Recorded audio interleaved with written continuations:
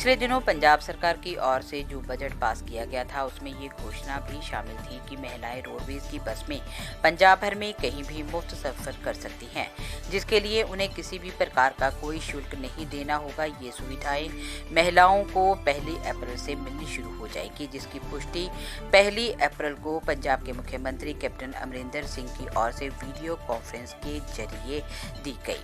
उन्होंने कहा कि आज से महिलाओं को पंजाब रोडवेज की बस में मुफ्त सफर करने की सुविधा जो है वो दी जा रही है।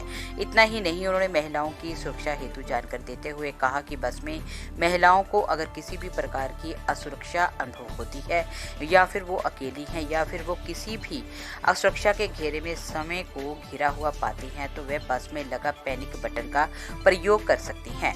इस बटन के दबाते ही इसकी सूचना पुलिस विभाग के कंट्रोल रूम व रोडवेज कंट्रोल रूम में जा पहुंचेगी और जरूरी सहायता उस महिला तक विशेष रूप से पहुंच जाएगी। इस कॉन्फ्रेंसिंग की जानकारी देते हुए स्वयं विधायक अमित विज ने कहा कि प्रेस कॉन्फ्रेंस के माध्यम से पंजाब के मुख्यमंत्री कैप्टन अमरिंदर सिंह की ओर से इस सुविधा की पुष्टि की गई है। उन्होंने कहा कि सरकारी सुविधा का लाभ सब महिलाओं तक पहुंचे, इसके लिए वे प्रयास करेंगे कि उनके हलके में बस सेवा बढ़ाई जाए ताकि जो बच्चियां रोजाना स्कूल कॉलेज में पढ़ने आती हैं, महिलाएं जो नौकरी पेशे के लिए आती हैं या फिर कोई और अपने घरेलू कामों को निपटाने के लिए घर से बाहर आती हैं तो वो सुरक्षित रूप से इस सुविधा का लाभ उठा सके। इस मौके पर उनके साथ कृषि बैंक चेयरमैन अवतार सिंह क्लेर, एडीसी सुरेंद्र सिंह, पार्षद युगिंदर पहलवान, पार्षद अमित शर्मा मीटू, पार्षद राकेश बबली, पार्षद पन्नालाल भाटिया, स्कूल के समस्त अध्यापक विशेष रूप से उपस्थित थे। साडे मानयोग कैप्टन अमरिंदर सिंह जी का बहुत ही शुक्रिया अदा करना, सारी कांग्रेस पार्टी का शुक्रिया अदा करना, कैबिनेट का शुक्रिया अदा करना, पंजाब प्रधान ते उन्हां दी टीम का जाखड़ साहब का शुक्रिया अदा करना, सारे अफसर साहिबान का शुक्रिया अदा करना।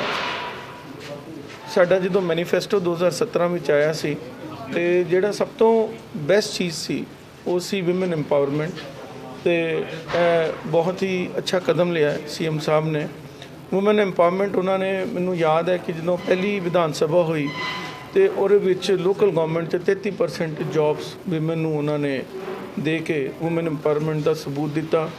उसी पहला जिहड़ा साडा बजट आया सी, जो साडा सैशन होया सी, उहदे विच पंचायत ते लोकल गवर्नमेंट का बिल लैके आए, उहदे विच 50% जिहड़ी रिप्रजेंटेशन है वूमेन नूं दित्ती ते अज देखिया जाए उन्हां दी इंप्लॉयमेंट भी हो रही है ते लगभग इस टैन्योर दे जिहड़े जिन्ने भी इलैक्शन है, चाहे पंचायत दे ने या चाहे कॉरपोरेशन दे ने, चाहे कमेटीज़ दे ने, वो पूरे हो चुके दे ने ते सारी जगह 50% वुमेन उत्थे बैठी दी ने।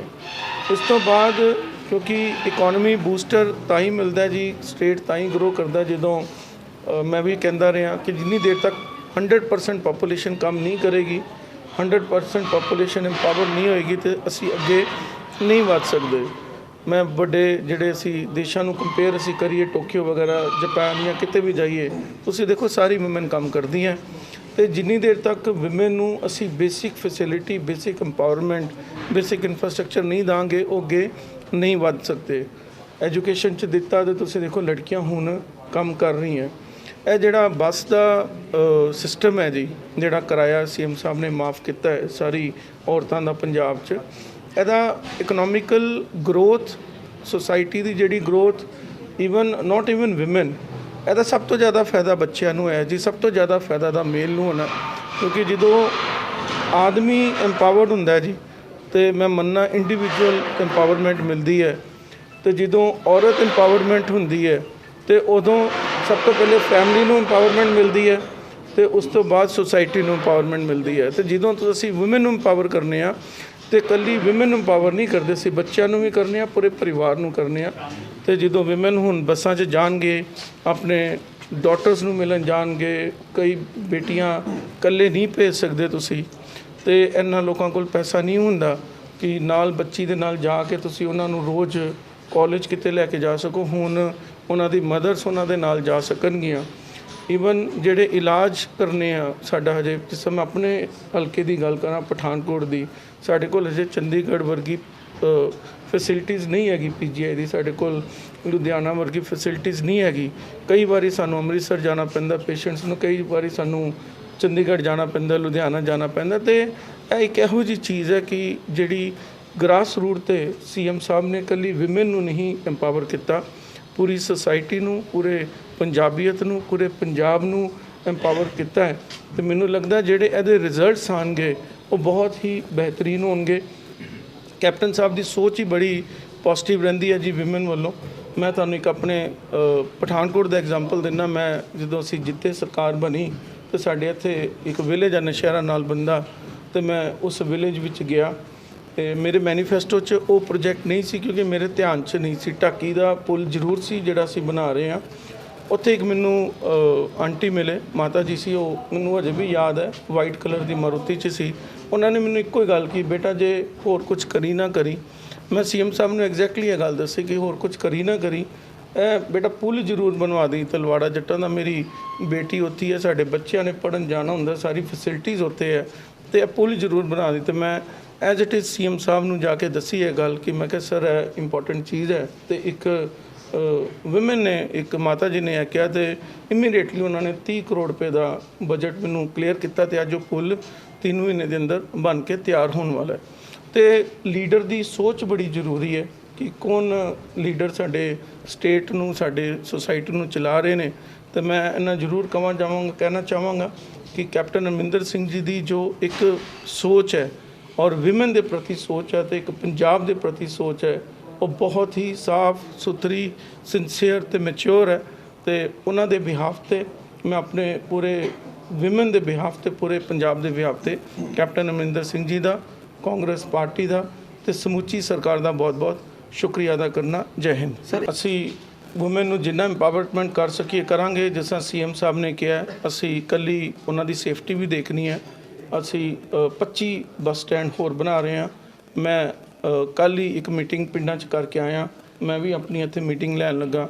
ਹੁਣ ਪਿੰਡਾਂ ਤੋਂ ਸ਼ਹਿਰ ਵਿੱਚ ਹੋਰ ਬੱਸ ਫੈਸਿਲਿਟੀ ਅਸੀਂ ਕਿੰਨੀਆਂ ਚਲਾ ਸਕੀਏ, ਕਿਸ ਤਰੀਕੇ ਨਾਲ ਚਲਾ ਸਕੀਏ। ਤੇ ਮੈਨੂੰ ਲੱਗਦਾ ਕਿ ਅੱਜ 48% ਜੋ ਮੇਰੇ ਕੋਲ ਫਿਗਰ ਹੈ ਟਰੈਵਲ ਵਿਮਨ ਕਰਦੀ ਹੈ।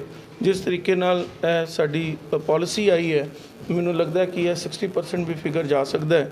ਤੇ ਜਿਸ ਤਰ੍ਹਾਂ ਰਿਕੁਆਇਰਮੈਂਟ ਹੋਏਗੀ ਹਰ ਹਲਕੇ 'ਚ ਮੈਂ ਐਕਸਪੈਕਟ ਕਰਨਾ ਕਿ ਅਸੀਂ ਸਾਰੇ, ਜਿਸ ਤਰ੍ਹਾਂ ਮੇਰਾ ਪਠਾਨਕੋਟ ਹਲਕਾ ਹੈ ਤੇ ਇੱਥੇ ਜੋ ਇੰਪਰੂਵਮੈਂਟ, ਜੋ ਐਨਹਾਂਸਮੈਂਟ ਇਨਫਰਾਸਟ੍ਰਕਚਰ ਦੀ ਹੈ, ਚਾਹੇ ਬੱਸਿਸ ਦੀ ਹੈ ਜਾਂ ਉਹਨਾਂ ਦੇ ਕੈਮਰਾਜ਼ ਅਸੀਂ ਲਗਾ ਰਹੇ ਹਾਂ, ਸਾਡੇ ਤੇ ਲੱਗ ਗਿਆ ਹੈ, ਜਾਂ ਬੱਸਿਸ ਦੀ ਹੋਰ ਬੱਸਿਸ ਇਨਕਰੀਜ਼ ਕਰਨੀਆਂ, ਬੱਸ ਸਟਾਪਸ ਇਨਕਰੀਜ਼ ਕਰਨੇ ਨੇ, ਟਾਈਮਿੰਗ ਇਨਕਰੀਜ਼ ਕਰਨੀ ਹੈ। ਉਹਨੂੰ ਹੁਣ ਸਟੱਡੀ ਕਰਕੇ ਅਸੀਂ ਇਮੀਡੀਏਟਲੀ ਸੀਐਮ ਸਾਹਿਬ ਨਾਲ ਤੇ ਟਰਾਂਸਪੋਰਟ ਡਿਪਾਰਟਮੈਂਟ ਨਾਲ ਟੇਕਅਪ ਕਰਾਂਗੇ ਤਾਂ ਕਿ ਇਹਨੂੰ ਹੋਰ ਮਜ਼ਬੂਤੀ ਦੇ ਸਕੀਏ। ਇਹਨਾਂ ਗੱਡੀਆਂ ਦੇ ਵਿੱਚ ਮਹਿਲਾਵਾਂ ਦੀ ਸੁਰੱਖਿਆ ਵਾਸਤੇ ਕੁਝ ਹੈਗਾ?